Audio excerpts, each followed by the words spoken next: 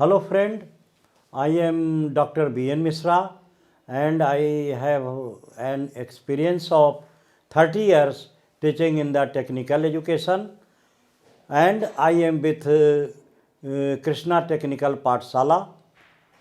Now we are going to discussing about the SSC examination, which is conducted by the BPSC, JPSC, PPSC, etc. and assistant engineering and junior engineer examination. ये examination में आपको general science के अंतर्गत physics, chemistry और bio से question आते हैं। मैं आप लोगों को फिजिक्स का पोर्शन कराऊंगा और हमारे साथ आप जुड़े हुए रहें और बहुत ही अच्छे और आसानी से फिजिक्स के सभी क्वेश्चंस को सॉल्व करने की क्षमता आप में डेवलप हो जाएगी, ऐसा मुझे पूर्ण विश्वास है। और हम लोग आपके जितने भी प्रॉब्लम्स हैं उस प्रॉब्लम्स को हम लोग सॉर्ट आउट करेंगे। तो in this lecture, first lecture, we are going to discussing about the units and dimension of physical quantity. हम लोग जैसा कि जानते हैं कि सभी भौतिक राशियों को ठीक ठीक मेजरमेंट करने की आवश्यकता पड़ती है और इन आवश्यकताओं की पूर्ति के लिए हम लोग एक आर्बिट्ररी जो स्टैंडर्ड है उस स्टैंडर्ड को हम लोग चूज कर लेते हैं और उसी आर्बिट्ररी स्टैंडर्ड के रूप में जिसे हम लोग यूनिट के नाम से जानते हैं, सभी फिजिकल क्वांटिटीज़ को हम लोग व्यक्त करते हैं। तो हमारे पास दो प्रकार के यूनिट्स हैं। पहला है हमारे पास में फंडामेंटल यूनिट्स एंड दूसरा है हमारे पास में डेरिवेटिव यूनिट्स। तो हम लोगों को सबसे पहले ये देखते हैं कि हम लोगों को कैसे इसमें आगे प्रोसीड करेंगे। तो units and dimension, units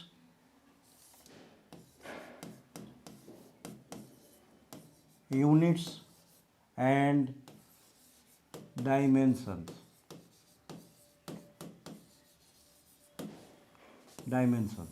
First of all, we define unit. What is unit?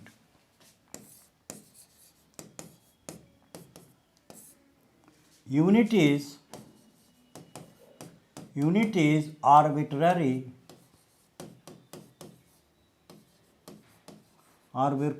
chosen in which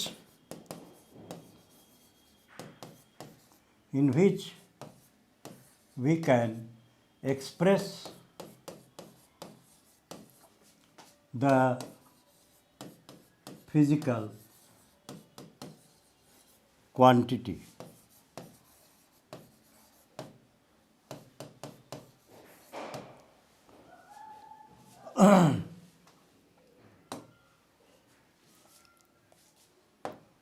There are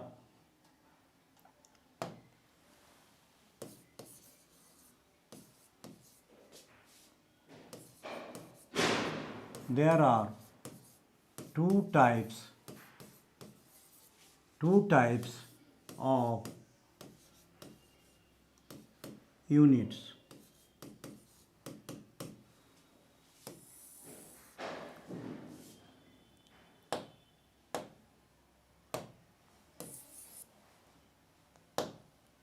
There are two types of unit.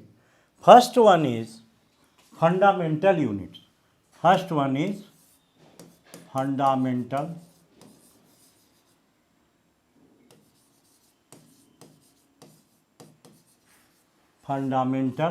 units.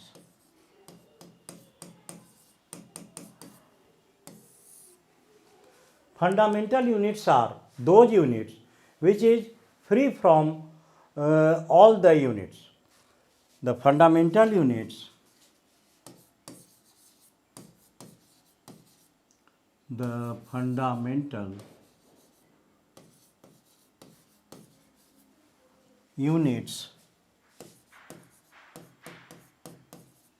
units are those units which are independent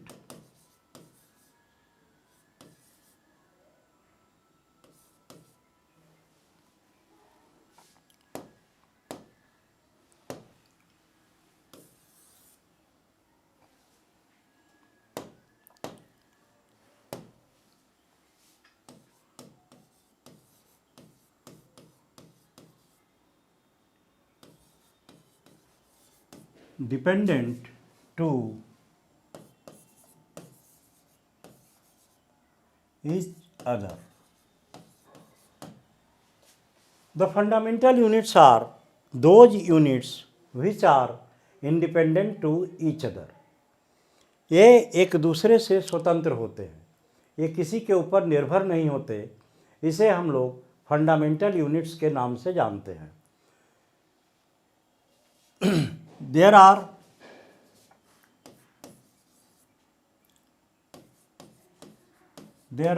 seven fundamental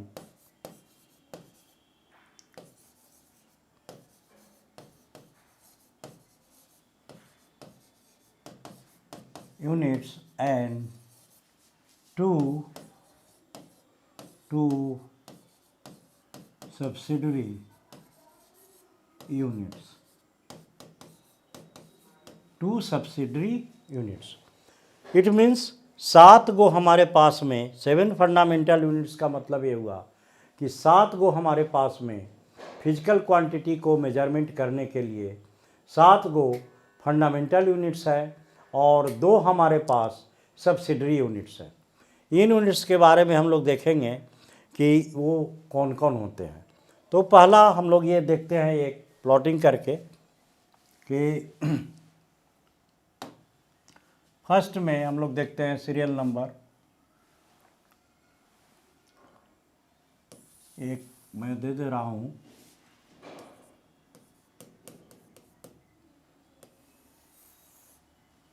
physical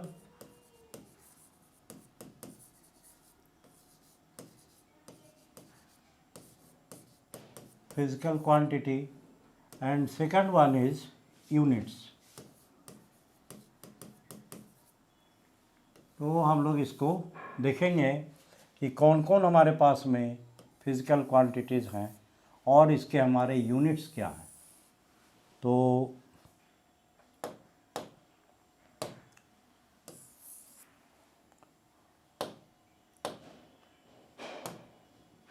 first में हम लोग लेते हैं जो पहला हम लोगों को फिजिकल क्वांटिटी आती है. Physical quantity no doubt in Hindi we can say भौतिक राशियाँ. भौतिक राशियों में जो हम लोगों का सर्वप्रथम नाम आता है वह है मास. मास की यूनिट हम लोगों को होती है किलोग्राम, केजी. इसको शॉर्ट में हम लोग केजी के नाम से जानते हैं. ये हमारे फंडामेंटल यूनिट्स है. दूसरा जो हम लोगों को आता है दूसरा है वो हम लोगों को है मास के बाद लेंथ.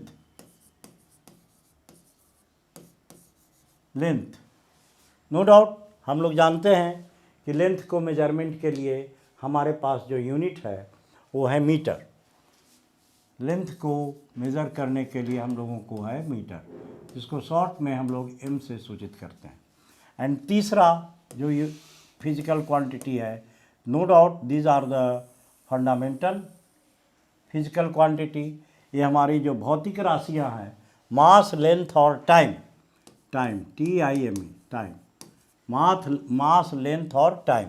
टाइम के लिए हमारे पास जो इसकी यूनिट है वो सेकंड है और इसको हम लोग सेकंड के नाम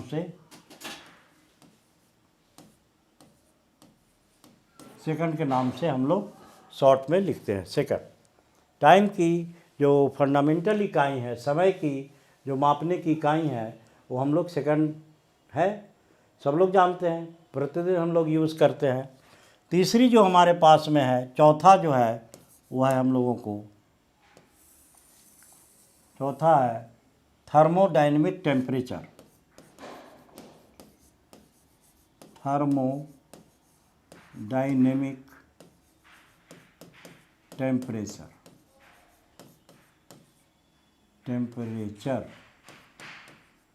इसकी जो इकाई है वो हम लोग केल्विन में नापते हैं. Kelvin. It is the fundamental unit. अब जो पांचवी हम लोगों को है वह है इलेक्ट्रिक करंट.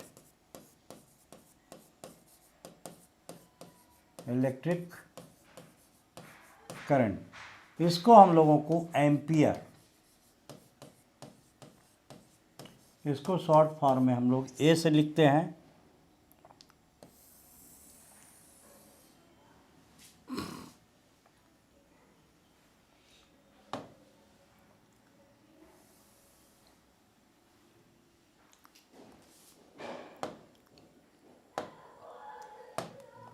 और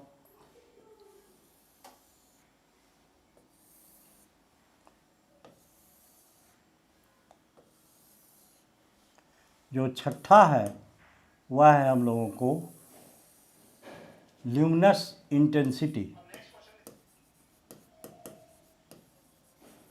ल्यूमिनस इंटेंसिटी। ल्यूमिनस इंटेंसिटी का जो हम लोगों को फंडामेंटल यूनिट्स है वह है कैंडेला, कैंडेला, और इसको हम लोग शॉर्ट में CD लिखते हैं। और जो 7th फंडामेंटल यूनिट है वो हम लोगों को लास्ट में वह है amount of substance, amount of substance. Amount of substance की जो इकाई है इसको हम लोग मोल के नाम से जानते हैं, मोल, MOLE, इसको शॉर्ट में हम लोग MOL लिखते हैं, मोल। तो देयर आर 7 फंडामेंटल यूनिट्स। तो 7 को ये हमारे फंडामेंटल यूनिट्स हो गए, और 2 इसमें, जैसा कि हमने पहले भी बता दिया है कि इसमें 2 सब्सिडरी यूनिट्स हैं जो ऐड किए गए हैं। वो हम लोगों को है 2 सब्सिडरी यूनिट्स कौन कौन हैं, तो ये हैं 2 सब्सिडरी यूनिट्स जो आते हैं,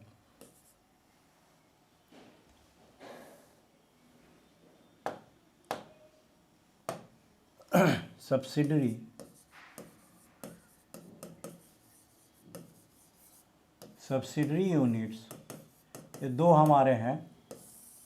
पहला हम लोगों को आ जाते हैं इसमें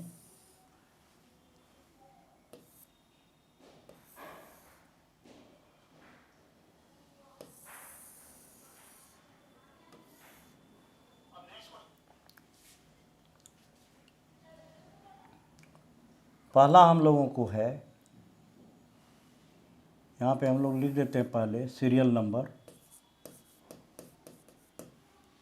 फिर फिजिकल क्वांटिटी,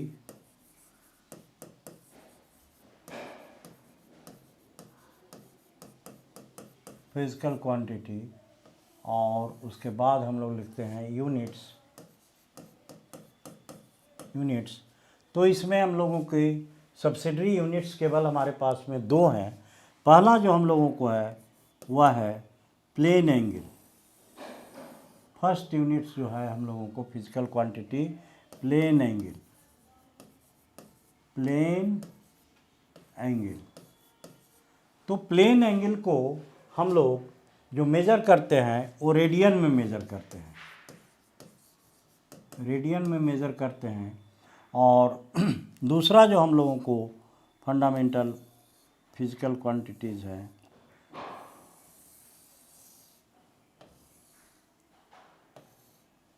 वो हम लोगों को दूसरा में है सॉलिड एंगल,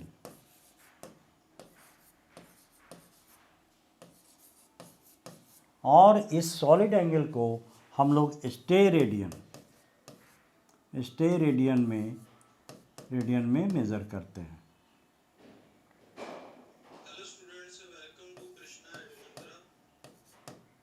स्टेरेडियन में हम लोग मेज़र करते हैं। तो these are thus we see that there are 9 fundamental units. अब हमारे पास जो टोटल जो हमारे हो गए, टोटल जो काउंटिंग अगर हम लोग देखते हैं तो 9 हमारे पास में फंडामेंटल यूनिट्स हो गए। अब ये फंडामेंटल यूनिट्स इसलिए हैं कि हम लोग इसको, ये एक दूसरे से स्वतंत्र हैं, ये किसी के ऊपर निर्भर नहीं कर रहे हैं, इसलिए हम लोग इसको फंडामेंटल यूनिट्स कहते हैं।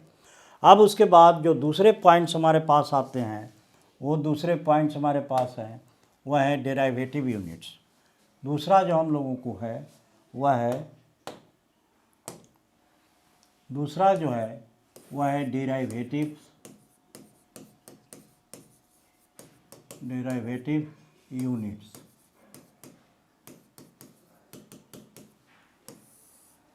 जैसा कि इसका नाम ही है, डेरिवेटिव्स माने जो फंडामेंटल यूनिट्स के आधार पर बनाए गए यूनिट्स हैं, उसको हम लोग डेरिवेटिव यूनिट्स के नाम से जानते हैं। Derivative units, those units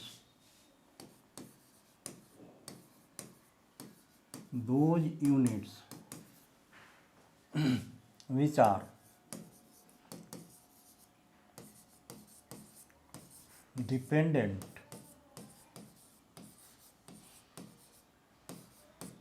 on the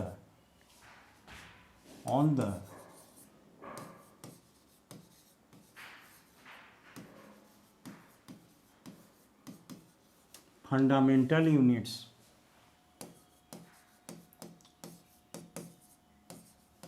are known as derivative units. अब इसकी कितनी संख्या है ये कहना मुश्किल है, क्योंकि नए नए फिजिकल क्वांटिटीज़ बनते हैं, तो डेरिवेटिव यूनिट्स के बारे में हम लोग ठीक ठीक काउंट नहीं कर सकते हैं। नए नए फिजिकल क्वांटिटीज़ आते हैं और नए नए यूनिट्स बनाए जाते हैं। तो इसमें हम लोग देखते हैं कि जो फंडामेंटल यूनिट्स के आधार पर जो बनाए गए यूनिट्स हैं, जैसे उदाहरण के लिए हम लोग ले लेते हैं, सिंपल एग्जांपल लेते हैं एरिया। तो एरिया को हम लोग जो मेज़र करते हैं, एरिया को मेज़र करने के लिए हम लोग length into LENGTH, length into breadth. तो लेंथ के जो एरिया का यूनिट क्या होगा, तो हम लोग जो मेज़र करते हैं लेंथ इंटू ब्रेथ, तो लेंथ को भी मेज़र करते हैं हम लोग मीटर में। Length is also measured in metre and the breadth is also measured in meter. It means the units of area is meter square. As we see here that the unit of area is meter square, and meter square is a derivative units because it is derived from the fundamental units. Fundamental units हमारा metre है, जो कि हम लोग length को measure करने के लिए हम लोगों ने first of all we have defined it, हमने इसको पहले ही परिभाषा दे दी है कि मीटर जो है वो हम लोगों का फंडामेंटल यूनिट है। तो इस मीटर के टर्म में ही, इस मीटर के ही टर्म में हम लोगों ने एरिया के हम लोग यूनिट को डिफाइन किया है, इसलिए मीटर स्क्वायर जो हुआ वह डेरिवेटिव यूनिट्स हुआ। एक दूसरा एग्जांपल हम लोग ले लेते हैं, जैसे फोर्स को मेजरमेंट करते हैं हम लोग। तो फिज़िक्स में हम लोग जो फोर्स को मेजरमेंट करते हैं, तो फोर्स को हम लोग मेजरमेंट करने के लिए हम लोग, वैसे तो न्यूटन भी इसका यूनिट है, लेकिन इसका फोर्स का डेफिनेशन होता है mass into acceleration. Mass into acceleration.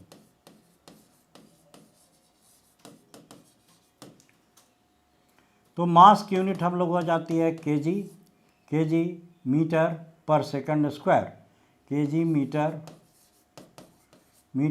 पर second square. It is but this unit is ऐसा यूनिट में हम लोग जो इसको मेज़र करते हैं उसको कहते हैं न्यूटन। फोर्स की यूनिट हमारी न्यूटन है। KG metre per second square is also unit of force, which is the derivative units. It is the derivative units. और इस प्रकार से हम लोग, जैसे एक्सेलरेशन को हम लोगों ने डिफ़ाइन किया, तो एक्सेलरेशन को हम लोगों ने डिफ़ाइन करने के लिए हम लोग मीटर पर सेकंड स्क्वायर को लेते हैं, and metre per second square is the derivative units of the acceleration because it expressed in terms of the fundamental units. Fundamental units के टर्म में ही ये सब डिफ़ाइन हम लोग कर रहे हैं। हम लोग एक्सेलरेशन के यूनिट्स को हमने डिफ़ाइन किया मीटर पर सेकंड स्क्वायर, तो these are the derivative units. Now we will discuss about the dimension.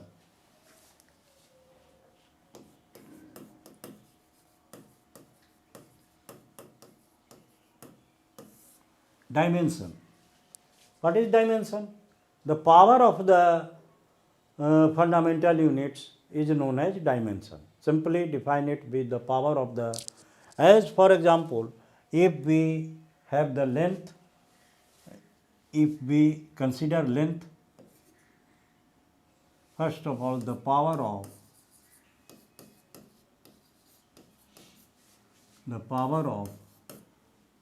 fundamental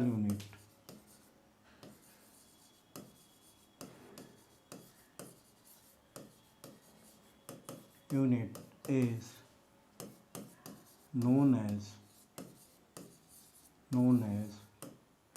dimension. तो फंडामेंटल यूनिट्स में हम लोगों ने देखा है कि यहाँ पे हम लोग 3 ही कंसीडर करेंगे फंडामेंटल यूनिट्स को। फंडामेंटल यूनिट्स के हम लोगों ने देखा कि मास, फंडामेंटल यूनिट में हम लोगों को मास है सबसे पहले। तो मास के लिए हम लोग यहाँ पे डायमेंशन जो लिखेंगे, मास का डायमेंशन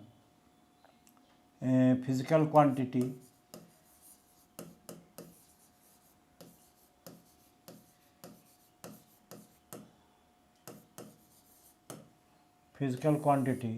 और इधर हम लोग लिख देते हैं डायमेंशन।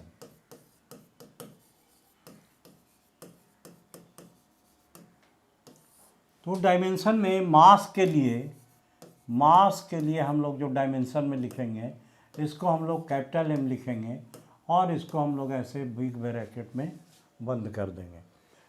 ये बिग हमारा ये हो गया मास एंड लेंथ का जो डायमेंशन हो जाएगा ये कैपिटल L हो जाएगा, और टाइम का जो डायमेंशन हो जाएंगे वो टाइम का डायमेंशन हम लोगों को हो जाएगा capital T।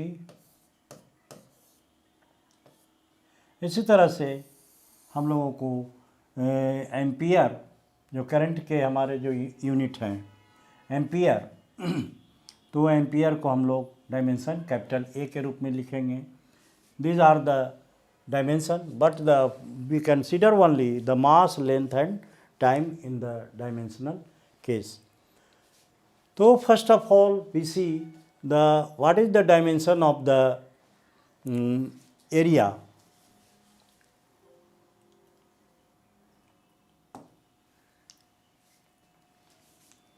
What is the dimension of the area? As for example,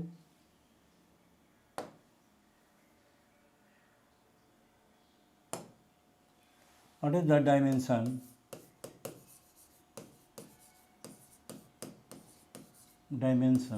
of area? As we define the area, what is the area? Area is defined as the product of length and breadth. Now we are repeating this. Area is equal to a length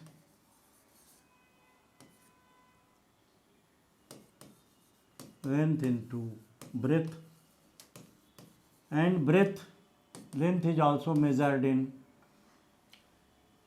L, and breadth is also length, so we can write this as L. So the dimension of area is 2, L square. L square is the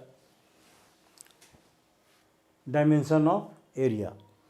And if we explain in terms of whole 3 physical quantity, m0, L square, T0.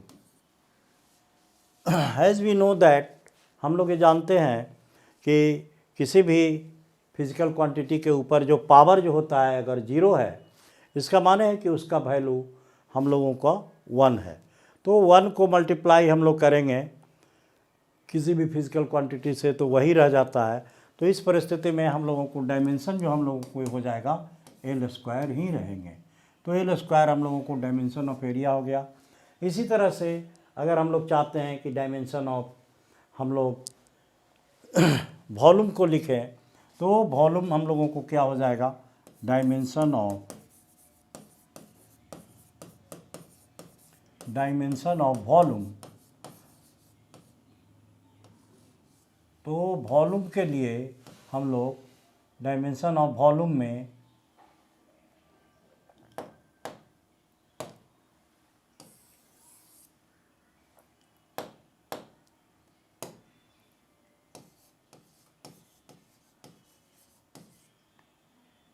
हम लोग केवल definition को ही लेंगे और उससे आसानी से किसी भी फिजिकल क्वांटिटी को अगर हम लोगों को डायमेंशनल फार्मूला निकालना है या डायमेंशन निकालना है तो फर्स्ट वी कंसीडर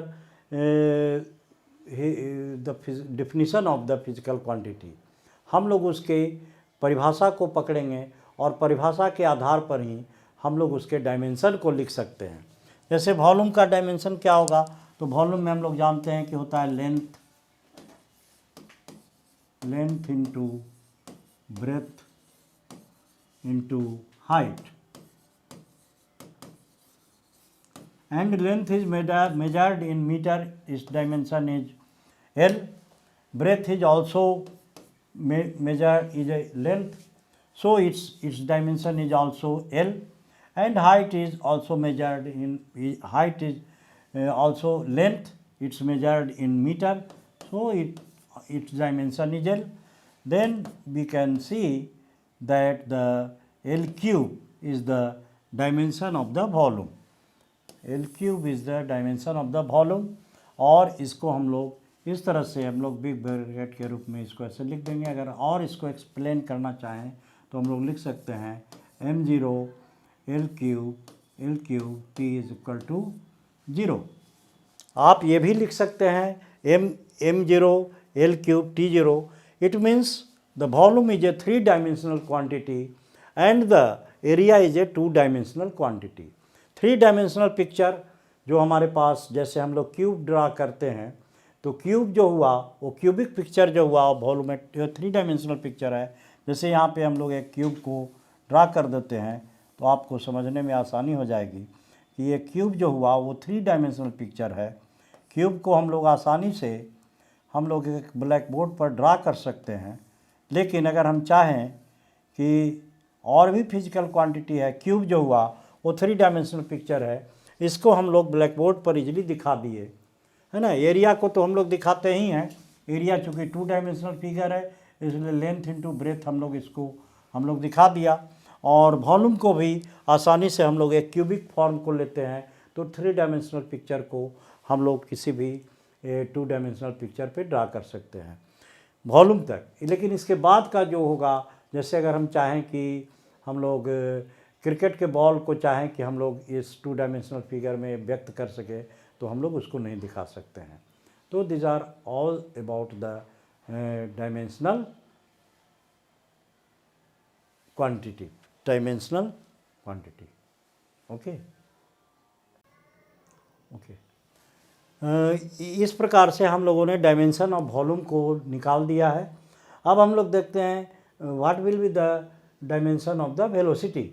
तो वेलोसिटी के लिए हम लोग जानते हैं वेलोसिटी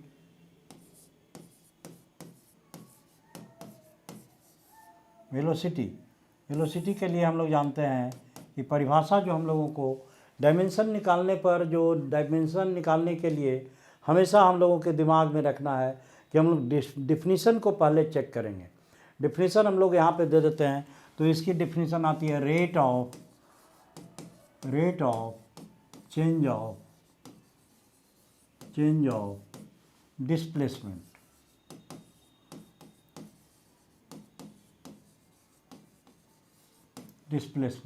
तो rate of change of displacement का मतलब हो गया एक्स में लें इसको हम लोग डिस्प्लेसमेंट को, या वाई में लें, या फिज़िक्स के हम लोग डिफरेंशियल कोएफिशिएंट डिफरेंशियस फॉर्म में लें तो इसको हम लोग लिख सकते हैं ds/dt या dx/dt, जो भी आपकी सुविधा हो उसको आप लिख सकते हैं यहाँ पे।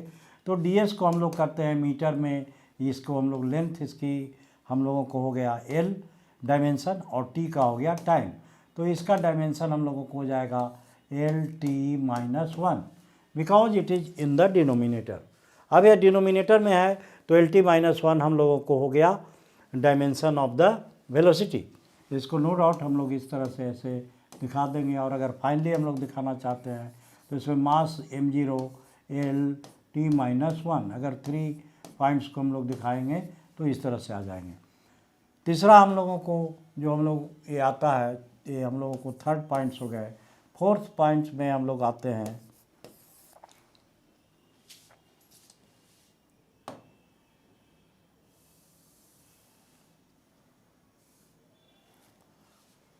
फोर्थ जो हम लोगों को चौथा जो है डायमेंशन के बाद हम लोगों को है एक्सेलरेशन।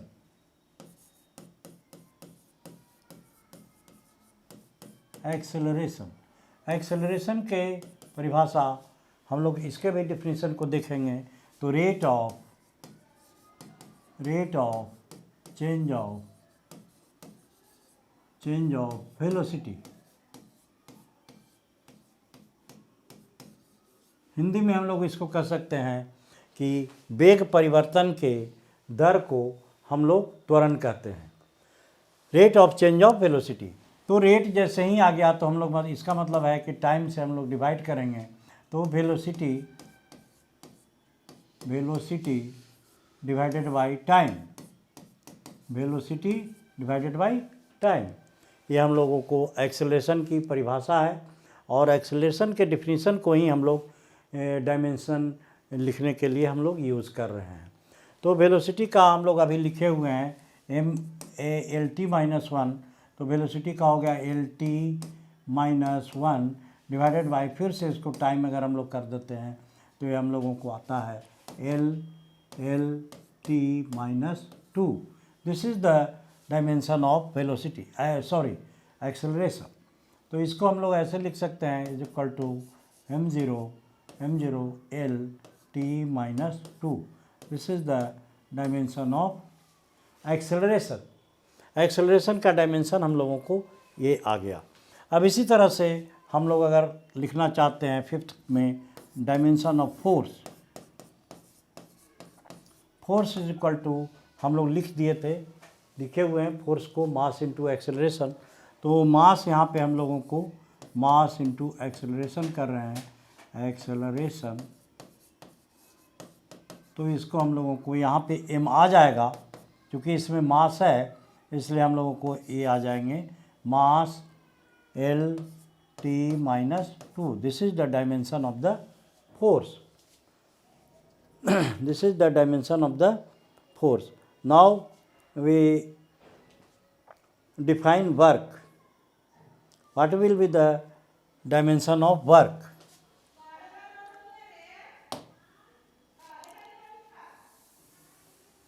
सिक्स में जो हम लोगों को है वो हम लोगों को है वर्क। तो वर्क डन बराबर हम लोग जब होता है फोर्स इंटू डिस्प्लेसमेंट।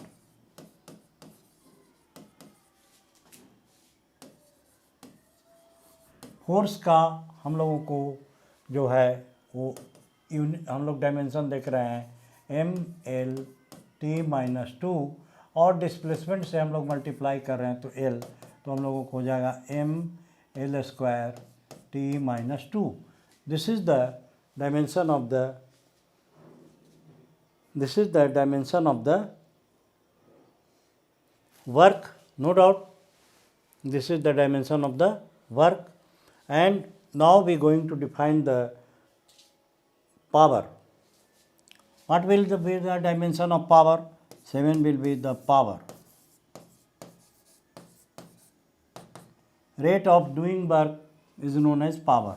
तो वर्क हम लोगों को वर्क डिवाइडेड बाई टाइम से हम लोग इसको डिवाइड कर देते हैं तो हम लोगों को आता है ML² T - 2 divided by T। तो हम लोगों को इसका डायमेंशन आ रहा है ML² T - 3। This is the dimension of the power. Now we are going to define the strain.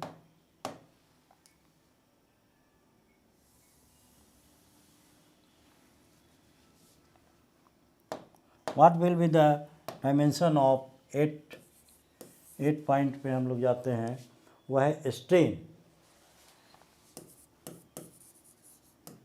Strain is defined at the change in length divided by original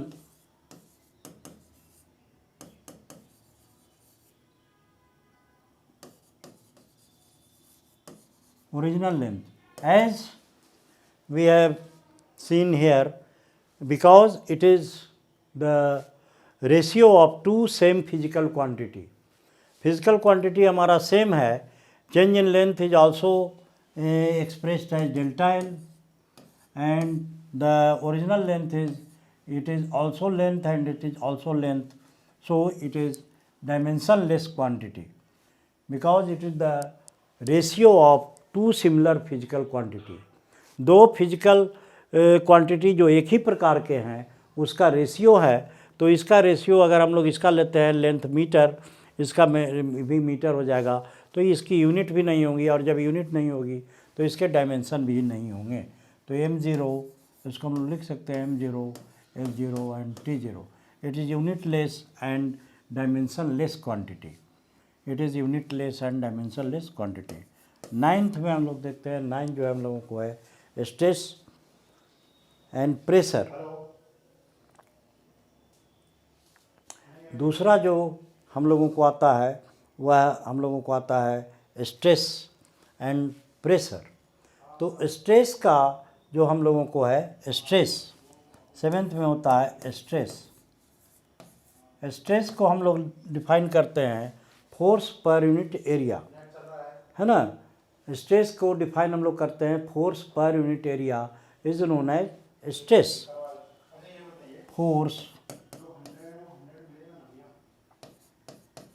force divided by area. तो force का हम लोग dimension जो हम लोग लिखे हुए हैं, फोर्स के जो डायमेंशन है वह MLT-2 हम लोग लिखे हुए हैं, MLT-2 divided by L square. तो इसका हम लोगों को आ जाता है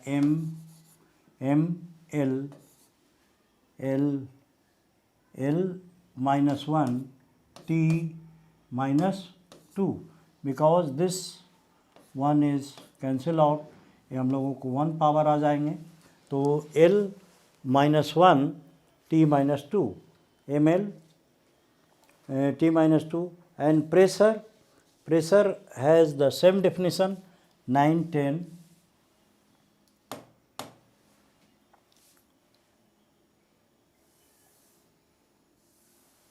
हम लोग 10 वाले को देखते हैं, 10 में हम लोग लेके चलते हैं, 10 में हम लोगों को आता है, 10 में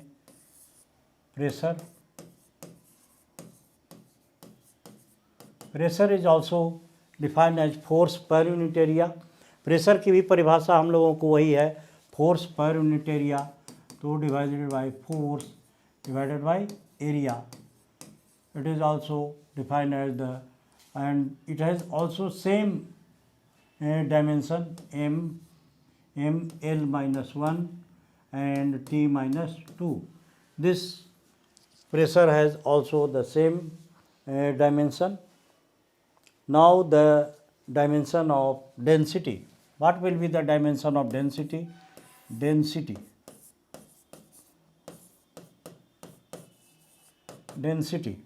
Density, mass per unit volume. As we know that the definition of the density is mass per unit volume. Mass, so mass per unit volume, mass divided by volume. The dimension of mass is m and volume is L cube. So the dimension of density will be m L cube T is equal to, no doubt this is in denominator, so L minus Q and T0. This is the dimension of the density. and